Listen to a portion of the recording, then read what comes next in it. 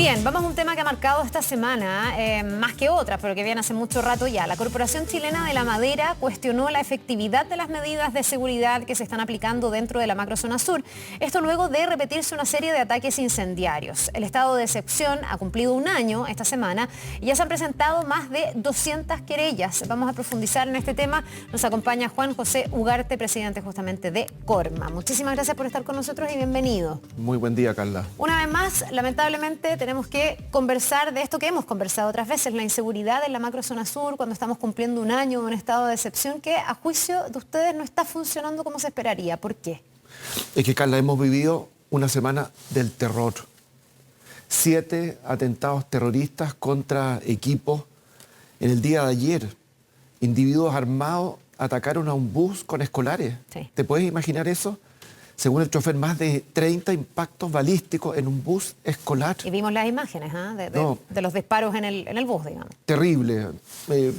El ataque hacia las personas, el sentimiento de terror de las familias, los trabajadores que con esa inseguridad van a sus puestos de trabajo. Más de 40 equipos de pequeños contratistas destruidos en 4 días, Carla. O sea, realmente estamos viviendo una semana del terror. Ya esta madrugada, nuevamente hay 6 equipos incendiados, amedrentados, los trabajadores humillados, lo hacen en el suelo, los apuntan con balas, le hacen que ellos mismos conduzcan el camión hasta que se los queman. Entonces, realmente hay zonas y regiones en el país que está en manos de organizaciones terroristas. Duele decirlo, pero es así. Hace rato tenemos atentados, por algo tenemos un estado de excepción en la macrozona sur, pero ¿usted diría que hay una escalada durante esta última semana? ¿Ven algo distinto, algo particular, por la seguidilla de atentados, por lo como cercanos que han estado, y algunos ahí en la zona, el gobernador y otros decían esto ya claramente está concertado? O sea, sin duda, la propia ministra del Interior, Carolina Toá, señaló de que la primera hipótesis de que estos son actos concertados. Recordemos que estamos saliendo de una temporada de incendios terribles, Carla, en que tuvimos más de 2.500 incendios intencionales. ¿A quién le puede caber eso en la cabeza? Bosque nativo, matorrales, plantaciones, 26 personas fallecidas. Detrás de eso, 2.500 incendios intencionales. Tú estabas dando las condiciones del clima. Hoy día ya no se puede prender el bosque.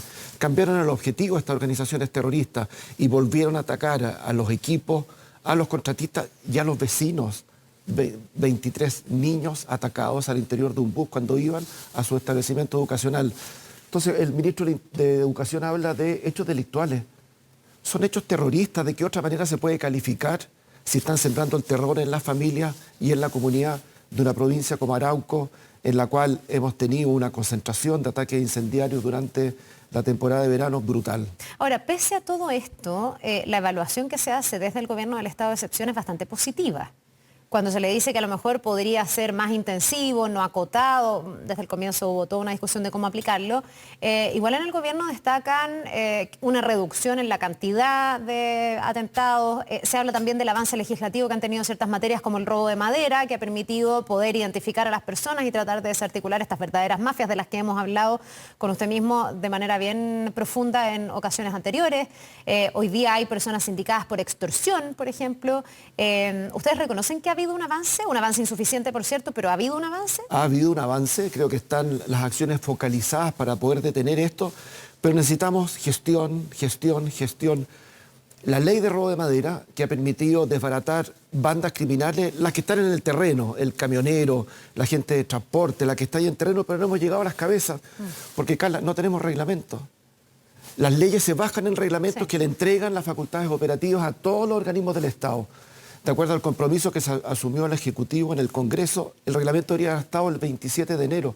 Llevamos 3 meses sin reglamento. Nosotros en enero entregamos al Ministerio del Interior una aplicación tecnológica para que con un teléfono simple, un carabinero en punto de guardia pudiera cruzar la información para perseguir la ruta del dinero. ¿Cómo se financian estas bandas terroristas? Con el robo de madera. Desarticular el robo de madera significa extinguir el financiamiento, que es una acción pero muy importante para poder desbaratar estas bandas. Entonces necesitamos terminar estos procesos. Pero perdón, para entender, ¿quién más permitiría hacer ese reglamento? Porque es verdad, y la gente, no sé cuánta gente lo sabe, pero se hace la ley, pero después eso tiene que aplicarse. Esa ley se tiene que bajar a estos reglamentos que finalmente son como las reglas de la aplicación de esa ley. ¿Qué más falta en ese reglamento para que esta ley entre como a plenitud en funcionamiento? Claro, en breve Esto significa seguir la ruta del dinero. ¿Y cómo se hace eso? Hoy día se circula con guías en papel. Un camionero que está trasladando una carga ilegal de madera, cuando ve un control de carabinero, toma este papelito y lo llena con cualquier información. Dice, esto lo saqué de este predio, voy a este destino, se le exhibe al carabinero y el carabinero dice, bueno, hay una guía en regla, adelante, señor. El reglamento obliga a tener documentación electrónica basada en fuentes de datos confiables de impuestos internos y de la CONAF con los planes de manejo. Entonces, no se pueden adulterar esas guías electrónicas. Entonces, el reglamento obliga a las guías electrónicas y faculta entonces al carabinero para poder hacer un control de esa guía que con esta aplicación de un teléfono celular, en el acto se puede distinguir cuando estamos en una línea de un comercio lícito o ilícito. Entonces, realmente eso entrega las herramientas para perseguir lo que llamamos la ruta del dinero. ¿Quiénes están detrás de estos ilícitos? Porque vamos a actuar sobre documentación formal y oficial, no documentos truchos. Ya, eso hasta ahora no se puede porque te quedas con la persona que va en el camión y que no es la responsable ni la que está articulando toda esta banda, en el fondo. Y hasta ahí llega Pero la igual es un detención. avance, porque antes no le pasaba nada a nadie, hasta donde yo recuerdo. No, sin duda. O sea, y esta ley, Carla, recordemos, se aprobó por 40 votos a favor contra 1, o sea, un elemento totalmente transversal. Se han desbaratado esta organización en el territorio 7 bandas con la gente que está operando, digamos, ¿cierto?, en el territorio, con la PDI actuando, con carabineros. Pero esta entonces es la parte, llamémosla así, que se puede explorar en el territorio, sorprender a alguien adentro de un predio, cuando está trasladando, cuando está ingresando a un aserradero ilegal. Pero no hemos llegado a las cabecillas, y las cabecillas es a través de la ruta del dinero, a través de documentación formal, y ese es el reglamento que entrega esa facultad. Entonces no entendemos, cuando se aprueba una ley se dice hay 4 meses para tener el reglamento operativo, y ese plazo ya se venció hace 3 meses. ¿Qué hay? Bueno, entiendo que bandas organizadas, terroristas, que es básicamente la conceptualización que usted ha hecho, pero en el fondo, ¿a dónde habría que llegar o a qué conclusión o qué conceptualización, cuando además en cada uno de estos atentados generalmente se encuentran lienzos alusivos a la llamada causa mapuche, pidiendo la liberación de los llamados presos mapuche y también criticando algunas leyes que han sido, por ejemplo, la ley Naín Retamal del último tiempo, que le entrega mayores facultades o mayor respaldo a carabineros? Leía al gobernador de la Araucanía que decía que esto claramente buscaba desestabilizar la democracia. ¿Ustedes están más o menos en esa línea? ¿A qué grupos nos estamos enfrentando cuando estamos hablando de estos atentados? Claro, nuestra percepción es que hay grupos muy bien organizados, con inteligencia criminal. Estos 2.500 incendios no fueron en cualquier parte. Estos asaltos organizados en 3 regiones de la zona sur no son improvisados. Las armas con que cuentan, el equipamiento, el entrenamiento pseudo-militar, digamos, que tienen estas organizaciones. Entonces son grupos anarcos que persiguen fines de ocupación territorial. Se estima, digamos, que serán 4.000, 4.500 personas que tienen estas organizaciones con una fuerte base de financiamiento. Por lo tanto, las capacidades que tiene el Estado de Chile, el de poder identificar y finalmente detener con el cuerpo legal que se está discutiendo hoy día en el Congreso, creemos que vamos a poder avanzar en esa dirección. Hoy día hay una unanimidad de que esto está totalmente apartado de lo que es la causa mapuche. Hoy día el país ha definido un itinerario constitucional de darle reconocimiento, una comisión que en 2 años va a poder definir una entrega de tierras organizadas a través de estas mesas de conversación, el de entregar capacidades de desarrollo, de emprendimiento, de mejor infraestructura, acceso a la educación a las comunidades mapuches. El sector forestal se relaciona todos los días con más de 1.000 comunidades. Tenemos trabajo conjunto, que estas organizaciones anarcas lo llaman los yanaconas. Colocan lienzos amenazando a sus vecinos mapuches para que no colaboren. Por lo tanto, cuando el país se encausa hacia un clima de resolver estos asuntos de larga data, estos grupos radicales elevan sus niveles de violencia. Es una respuesta hacia un avance institucional consensuado que tenemos como país, elevan sus niveles de violencia y recordemos, el año anterior tuvimos que sufrir la muerte de 4 personas atacados en estos buses que trasladan trabajadores forestales o equipos y que están laborando, digamos, ¿cierto?, en el mundo rural. Por lo tanto, este escalamiento, ¿vamos a llegar a eso? vamos a llegar a lamentar fallecidos. ¿Y cómo se hace para no llegar a eso? Porque aquí también estamos hablando de los avances que ha habido de la mano de, por ejemplo, algunas iniciativas legislativas como la del robo de la madera y de cosas operativas también como el estado de excepción. Yo lo que también presumo o leo de todo lo que usted está diciendo es que falta aquí también un trabajo de inteligencia para poder llegar a esos cabecillas, ¿no?, de estos grupos. Pero, ¿qué pasa con el estado de excepción? Porque hay algunos que piden que sea más amplio, que los militares tengan más facultades, que de alguna manera el Estado también eleve su respuesta frente a esto que ustedes han percibido como una escalada. Sí, creemos de que el estado de excepción ha tenido y ha entregado facultades al Ejército y a la Armada, según en la región de que nos estamos refiriendo, pero se necesita que ese respaldo que está hoy día, ¿cierto?, como siempre cuestionado si existe o no respaldo a Carabineros y a las Fuerzas Armadas, se materialice en hechos concretos. Cuando hubo un enfrentamiento entre una patrulla de la Armada con un enfrentamiento de un grupo radical que les disparó y falleció uno de estos terroristas, ¿quiénes terminaron presos? 2 oficiales de la Armada. Entonces, ¿de qué manera nosotros le generamos esta protección cuando se produce un hecho armado con gente que está atacando a fuerzas militares y estas tienen un entrenamiento para ser eficaces en repeler ese ataque? Lamentablemente pueden haber fallecido, pero los primeros que tenemos que proteger es a quienes nos están protegiendo a nosotros. Y con esas consecuencias significa el que esas capacidades operativas, de inteligencia, de actuación en el territorio, no están actuando, a nuestro juicio, con todas las capacidades que tiene el Estado militar o las fuerzas militares, digamos, en nuestro país. Ya, ¿eso significa darle más atribuciones o es un problema de respaldo, como ha señalado? Yo creo que las atribuciones están contenidas en el decreto, en que dice, ha avanzado sobre la protección de la vida de las personas. Antes eran las vías. Entendimos, y que así se hizo, no solamente las vías principales, no la Ruta 5, estaban desplegados en las vías. Se agregó la protección de la vida de las personas. Pero esta protección de la vida de las personas tiene que ser de manera anticipada. ¿Quién podía prever de que un grupo terrorista iba a atacar un bus cargado de niños? Por lo tanto, el de cómo entregamos a facultades temas tan relevantes como, por ejemplo, cuál es el primer tribunal que ve una causa cuando hay un enfrentamiento entre Fuerzas Armadas y grupos terroristas. Nosotros creemos que debería ser un tribunal militar, el que tiene el conocimiento del hecho, técnicamente se habla de la empatía, del entorno que representa el detener un enfrentamiento armado. En el caso de estos oficiales de la Armada, una de las jueces era una juez de familia. ¿Qué conocimiento puede tener? Y se instaló, digamos, ese tribunal un mes después del hecho. Entonces, por lo tanto, tenemos que hacernos cargo de todos los bordes, de que si vamos a avanzar sobre detener estos grupos organizados, colocando inteligencia y finalmente pueden haber enfrentamientos armados, ¿cuál es el paso que sigue? ¿Cuál es el respaldo, el reconocimiento y cuál es el primer tribunal que va a reconocer esta causa? A nuestro juicio, debería ser un tribunal militar, un tribunal que conoce de estos hechos en los cuales estamos hablando de clima de terror, de estado de excepción, de un jefe militar de una región de nuestro país. Sí, ahí, bueno, me imagino que puede haber mucha gente a la que eso le genere cierto ruido en el sentido de la objetividad o no que pueda tener que un tribunal militar sea el que conozca la causa cuando haya militares implicados. Me imagino que lo que se trata de hacer es que la justicia ordinaria esté dotada para poder ser objetiva y poder establecer lo que pasó y hacer justicia en caso de los atentados. ¿Usted cree que eso no se cumple? Estamos hablando de hechos, no de especulaciones. O sea, esto fue un hecho que en la región del Biobío, en un enfrentamiento entre oficiales de la Armada con una organización terrorista que los atacaron a balazos y falleció uno de estos terroristas, los que terminaron detenidos, imagínense lo que significa eso al interior de la trapa, fueron los oficiales de la Armada.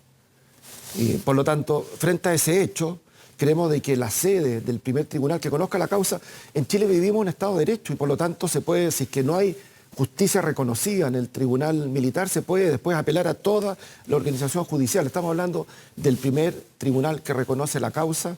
Creemos de que un avance sustantivo podría ser que ese reconocimiento lo entregue un tribunal militar. Ya, vamos a ver si una idea de ese tipo se recoge, si pudiera hacerse viable o no. Ahora, uno no deja de preguntarse hasta qué punto también se puede seguir. Algunos le dicen militarizando, pero eso también tiene una carga. Yo creo que desplegando fuerzas, desplegando seguridad, que necesariamente, Juan José, también van como a favor de la ciudadanía en el sentido del resguardo, pero también en contra en el sentido de pérdida de libertades, de no poder transitar por todos los lugares de manera como sin controles. Yo entiendo que la situación actual es urgente, pero tampoco se puede naturalizar el que estos territorios, estas regiones, hay una discusión también de si se debería ampliar o no, por ejemplo, a los ríos, que también tuvo atentados esta semana, debiésemos todos tener un consenso de que esto no se puede naturalizar ni puede ser el cotidiano de las personas, ¿no? Porque también hay un costo para la ciudadanía. Coincido totalmente, pero llevamos un año de estado de excepción. Y los hechos que te acabo de relatar, digamos, esta semana del terror, implican que la renovación tiene fecha infinita, digamos, ¿cierto?, de prórroga. Entonces, hoy día no ven ni una condición posible para levantar un estado de excepción, eso está bastante claro, digamos. O sea, bastante evidente. Ahora, ¿cierto? La pregunta es si la solución o la vía para acercarse a ese momento donde eventualmente se pudiera levantar el estado de excepción es necesariamente endurecerlo, ampliarlo, entregar mayores facultades, mayor respaldo, o hay algo que además, a lo mejor en paralelo a eso, se tendría que hacer. Porque si no, podemos pasar años con una zona que obviamente está en una situación, valga la redundancia, de excepción, pero anormal. Déjame entregarte algunos hechos, digamos. En estos ataques incendiarios que tuvimos con motivo del verano, Carabineros que ha desplegado una labor increíble, digamos, ¿cierto?, en la región. Una de estas brigadas de combatientes de incendio pudieron ser acompañados solo por 3 oficiales del Comando de Fuerzas Especiales de Carabineros. Aparecieron 2 camionetas, cada uno con 8 individuos con armas largas que tuvieron que escapar, carabineros y brigadistas, porque no había capacidad de equilibrio de fuerza. Nuestras Fuerzas Armadas son profesionales, están organizadas, tienen inteligencia, tienen tecnología, y por lo tanto, si queremos colocarle realmente un límite a esta condición, estamos hablando, hablaba yo de cifras, 4.000, 4.500 personas en torno a estas organizaciones terroristas criminales. Las capacidades que tiene el Estado de Chile, incluyendo a las Fuerzas Armadas, tiene la capacidad de anticiparse, colocar inteligencia y colocarle punto final a esta situación. Y yo creo que el anhelo de la población y de esa manera volver a recuperar las libertades. ¿Qué libertad tiene esa familia que envió a sus niños al colegio y tuvieron que volver aterrados por haber sido objeto de atentados con disparos? ¿Ustedes están trabajando con el gobierno? ¿Se reúnen con quién? ¿Con la ministra del Interior? ¿Con el subsecretario del Interior? ¿Y cómo ven ustedes la postura que ha tomado el gobierno en esta materia? Al gobierno le ha costado en el sentido de que dentro de sus fuerzas, las fuerzas que lo sustentan, digamos, hay miradas muy disímiles en torno a lo que pasa en la Araucanía, en el Biobío, en toda la macrozona sur. Y este estado de excepción ha sido muy a contrapelo de alguna de esas fuerzas y por lo tanto también ha habido que empujar, me imagino, un carro a raíz de el pie forzado de la realidad, de los hechos. Pero no sé cómo lo evalúan ustedes a un año. Si valoran ese esfuerzo, si sienten que el gobierno ha ido por la línea correcta o si todavía están al debe por esa resistencia a lo mejor que han tenido internamente. Nosotros, total reconocimiento a la ministra Toá, en que ha señalado de que ella no se confunde un día y si es requerido un estado de excepción o entregar mayores capacidades, ella ha dicho no hay ningún complejo y estamos disponibles. El subsecretario Monsalve le hemos pedido de que ojalá no se cambie a ningún otro puesto dentro del gobierno, no necesitamos ahí, este es un tema de prioridad nacional, pero es inentendible que con esas capacidades llevemos 3 meses sin reglamento de robo de madera, que no tengamos la aplicación del teléfono celular para que un carabinero pueda detener estas bandas, porque recordemos, no solamente el hecho económico del robo de madera, con eso se están financiando las organizaciones terroristas y cortar la ruta del dinero es una manera de ir extinguiendo esas capacidades que aterran al sur de nuestro país. Ya, pero ustedes ven compromiso del gobierno. O sea, esto último, entiendo que hay una crítica ahí a la falta de gestión, digamos, y la falta de pertinencia de tener esos reglamentos en la fecha que se requería, pero ustedes sí ven que hay compromiso del gobierno con entregar mayor seguridad y que se pueda en el fondo desempeñar ahí el sector productivo, pero también la vida cotidiana de las personas que ojalá no tuvieran que tener este temor. O sea, el compromiso existe, pero yo hablo por los 300.000 trabajadores del sector forestal. Ellos necesitan efectividad, aquí y ahora.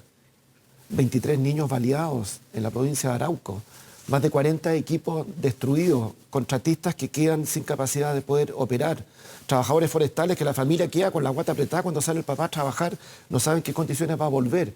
Por lo tanto, después de un año de estado de excepción, necesitamos dar pasos adicionales como las que hemos conversado esta mañana.